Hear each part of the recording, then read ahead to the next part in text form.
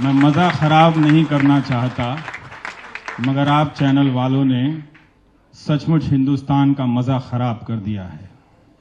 जो भाषा है और जिस तरह से काम चल रहा है पिछले 5 साल में, आज न कल कोई 10 साल बाद जब YouTube के तहखाने में जाकर ढूंढेगा कि ये लोग क्या कर रहे थे, तब पता चलेगा कि कोई NDTV भी था जो भीड़ नहीं बन रहा था।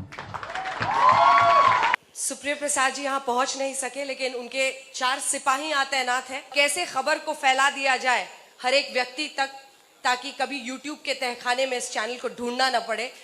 बहुत बातें कही गई कि अभी कुछ देर पहले काफी कुछ कहा गया कि कभी देखना चाहिए मुड़कर कि हम क्या करते हैं। बिल्कुल देखना चाहिए मुड़ के हम क्या करते हैं। हमारे व्यूअर्स तय करते हैं कि हम कितने बेहतर हैं। आपके वोट तय करते हैं, हमारे व्यूअर्स तय करते हैं कि हम कितने बेहतर हैं। जिसके नंबर जितने हैं वो उतना बेहतर है, उसको मानने में किसी को गुरेज नहीं होना चाहिए।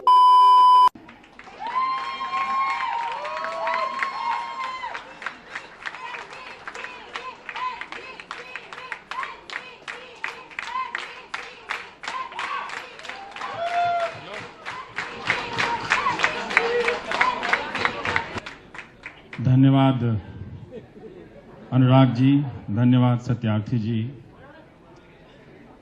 मुझे नज़र मिलाकर बात करने की आदत है, मगर उस तरफ अंधेरा है।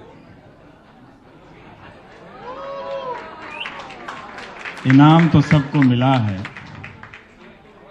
क्योंकि जज साहिबान के सामने वही भेजा गया जो सबसे अच्छा था, वो नहीं भेजा गया जो सबसे अच्छा नहीं था।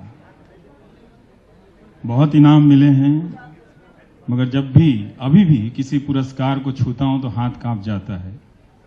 एक बार अंतरात्मा पूछती है कि सचमुच इसके हकदार हो।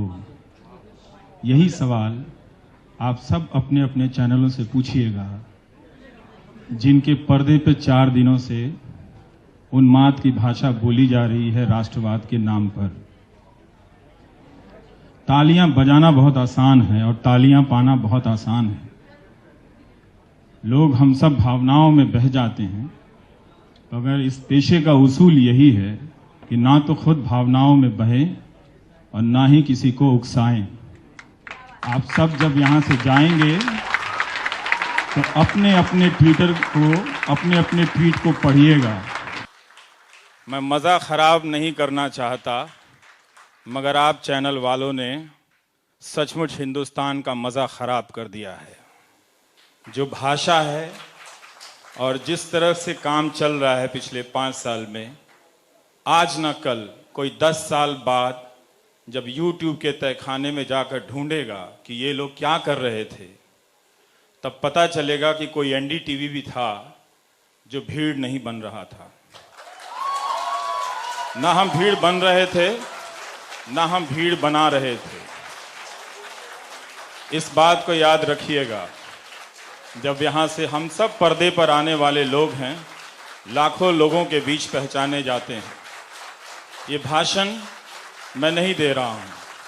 आपके आने से पहले भी यहाँ यही बात मैं कह के गया कि आज टीवी का पर्दा जो है वो बहुत तरह की चुनौतियों से गुजर रहा है। बिजनेस की चुनौतियाँ हैं उसकी, लेकिन उस पर्दे पर हम इनाम के लिए भेजे गए अपनी अपनी बेहतरीन रिपोर्ट के टुकड़े के अलावा बहुत कुछ ऐसा कर रहे हैं आप लोग भी, जिसे आप अकेले में भी नहीं देख सकते हैं। आप जूरी का बहुत बहुत शुक्रिया। हम आपके उस ईमान और ज़मीर का कद्र करते हैं कि आपने हमें चुनते वक्त ये सोचा तो होगा कि बहुत बुझाने की कोशिश की गई, मगर ये दिया जगमगाता रहा। बहुत बहुत शुक्रिया।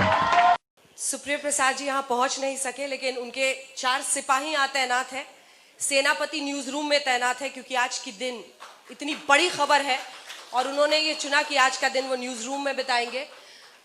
वो आज तक की सोच है, उसकी रफ्तार है, उसकी तेजी है, उसकी आत्मा है, उसकी फॉरवर्ड प्लानिंग है, और कैसे खबर को फैला दिया जाए हर एक व्यक्ति तक, ताकि कभी YouTube के तहखाने में इस चैनल को ढूंढना न पड़े। इसलिए आज तक के संपादक इस वक्त न्यूज रूम में मौजूद हैं, उनके सिपाही आपके सामने हैं। धन्यवाद। बहुत बातें कही गई कि अभी कुछ देर पहले काफी कुछ कहा गया कि कभी देखना चाहिए मुड़कर कि हम क्या करते हैं, बिल्कुल देखना चाहिए मुड़ के हम क्या करते हैं। और सिर्फ 5 साल नहीं सोचना चाहिए, सिर्फ 10 साल नहीं सोचना चाहिए, सिर्फ 15 साल नहीं सोचना चाहिए, उस 25-30 साल को सोचना चाहिए जब हमने क्या क्या किया है, वो सब कुछ सोचना चाहिए। जरूरी वो भी है सोचना कि जब हम मुड़कर देखें, जब हम आईने में देखें तो लगे हम अगर किसी के बारे में कुछ कह रहे हैं तो कितनी कालक हमारे मुंह पर भी है, वो भी सोचना जरूरी है। तो मैं धन्यवाद करता हूं ENBA के जूरी का, अनुराग का, क्योंकि व्यूअर्स जो हैं वो सब कुछ निर्धारित करते हैं। और जब आपकी व्यूअरशिप हाई हो, अक्सर नेता कहते हैं कि आप उसकी साइड लेते हो, आप उसकी साइड लेते हो। मैं एक ही बात बोलता हूं कि हमारे व्यूअर्स तय करते हैं कि हम कितने बेहतर हैं, आपके वोट तय करते हैं, हमारे व्यूअर्स तय करते हैं कि हम कितने बेहतर हैं। जिसके नंबर जितने हैं वो उतना बेहतर है, उसको मानने में किसी को गुरेज नहीं होना चाहिए। धन्यवाद, थैंक यू सो मच। कि मेरे दफ्तर के सामने आप बोर्ड लगा दें कि रवीश का टाइम खत्म हो गया। रवीश का टाइम खत्म नहीं हो सकता है। आपको हजारों इनाम मिल जाएंगे, आपकी TRP 100वें माले पे चढ़ जाएगी, तब भी कोई रवीश की जरूरत रहेगी। पत्रकारिता में आम आदमी कोई रवीश जैसा ही ढूंढेगा।